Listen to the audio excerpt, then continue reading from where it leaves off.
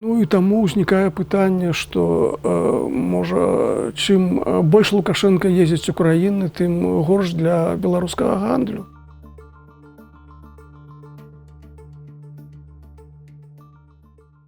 Александр Лукашенко здзейсніў другі ў гісторыі візіт у султанат Аман. Першы раз ён туды ездзіў у 2007 годзе.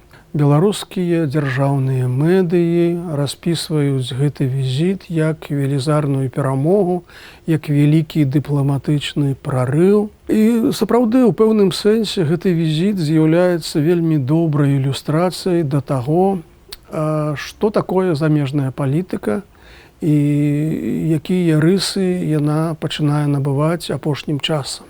Звычайна замежныя лідары робяць візіты ў краіны, адносна якіх ёсць некія перспектывы гандлю, перспектывы інвестыцый і ўвогуле некія важныя задачы супрацоўніцтва ў эканамічным, палітычным, магчыма, ваенным сэнсе і так далей. Аднак ужо, скажам, нават другі год мы бачым, што Лукашенка ладзіць візіты ў краіны, якія абсалютна мала цікавыя Беларусі.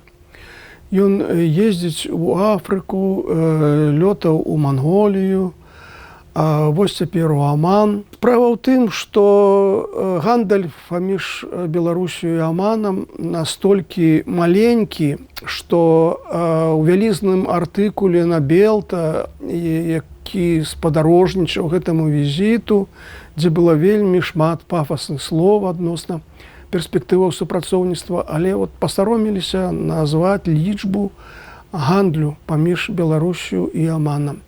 А аказваецца, што мінулым годам яна складала толькі $5 мільёнаў. Ну, гэта настолькі мізер, што можна казаць, што ўвогуле ніякага гандлю няма, калі казаць пра міждзяржаўныя камерцыйныя адносіны. Другі момант. У Беларусі няма амбасады ў Амане, як няма амбасады Амана ў Беларусі. Функцыю амбасадара выконвае беларускі амбасадар у Егіпце па сумяшчальніцтву.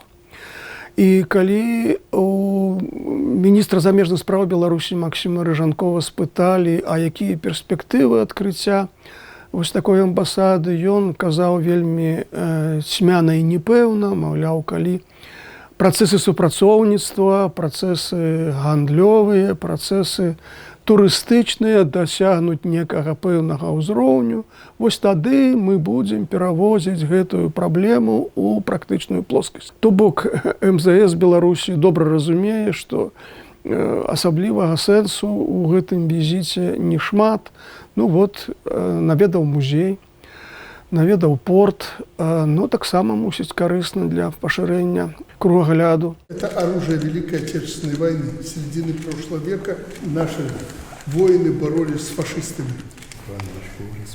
Але казаць пра некія перспектывы ў гэтай краіне наўрад ці можна. Ну і ўвогуле гэта сапраўды тэндэнцыя. І тады ўзнікае натуральнае пытанне, навошта ладзіць такія візіты. Ці апраўдваюць все расходы на гэтыя візіты той эканамічны эфект, які павінен была атрымаць краіна. Ну, гледзячы па ўсім, што адказ на ўсе гэтыя пытанні адмоўны, сэнс гэтых візітаў трохі іншы, чым гэта звычайна бывае для міждзяржаўных візітаў кіраўнікоў іншых краін. З улікам таго, што пасля Аману Лукашенка паляцеў у Аб'яднаныя Арабскія Эміраты, то можна сказаць, што візіт у Аман гэта проста па дарозе ў Эміраты. У Эміраты Лукашенка ездзіць кожны год, дзесьці ў лістападзе, снежні, як правіла, дзеля адпачынку. Але на афіцыйным узроўні гэта аб'яўляецца працоўным візітам, рабочым візітам. Можна меркаваць, што і гэтым разам Лукашенко хоча трохі адпачыць у Эміратах, ну і па дарозе заглянуў у суседнюю краіну, можна сказаць, краіну рэгіёна Аман. Ну і акрамя таго, сэнс гэтых візітаў, падобных візітаў палягае ў тым, каб даказаць, каму? Беларускаму грамадству, беларускай наменклатуры, замежным суб'ектам, што ў Беларусі ёсць замежная палітыка. Яна не зводзіцца да камунікацыі з расійскімі губернатарамі толькі. Ну і акрамя таго, гэта зноў жа даказаць, што ніякай ізаляцыі міжнароднай няма, ніякага статусу міжнароднага ізгоя, што беларускі кіраўнік паважаны у свеце, вось жа бачыце, султан з ім сам сустракаецца. І ўвогуле яго прызнаюць прэзідэнтам Беларусі шмат дзе ў краінах усходу і поўдня, што гэта толькі Еўропа, як бы па нейкіх тэндэнцыйных матывах адмаўляецца яго прызнаваць. Ну, але тым не менш, вось бачыце, візіты ёсць, ну, а плён ад гэтых візітаў пакуль што невялікі. І бачыце, тут дзіўная сітуацыя такая, што у тыя краіны, з якімі ў Беларусі даволі вялікі гандлёвы абарот, тымі жа суседзямі з Літвой, Польшай, там некалькі мільярдаў даляраў гандаль, але Лукашенко туды не ездзіць, а ездзяць у краіны, з якім ніякага гандлю няма. Ну і таму ўзнікае пытанне, што, можа, чым больш Лукашенко ездзіць у краіны, тым горш для беларускага гандлю.